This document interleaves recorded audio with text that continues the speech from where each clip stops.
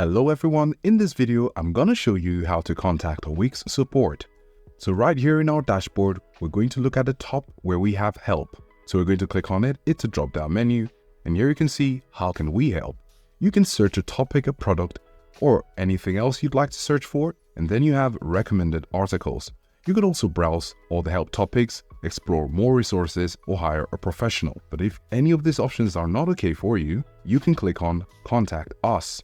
We're going to tap on it, and here you have the WIX bot. And depending on your problem, you could decide to click on a technical question, a general question about WIX, or you can't find what you're looking for. See, that's the case, you're going to click on it, and then you could type your message here. When you type your message, you can click on send, and the WIX bot will respond to your question. If you found this video useful, please show your support with a like. Your feedback is invaluable to us. So feel free to share your thoughts and suggestions in the comment section below. We're eager to hear from you.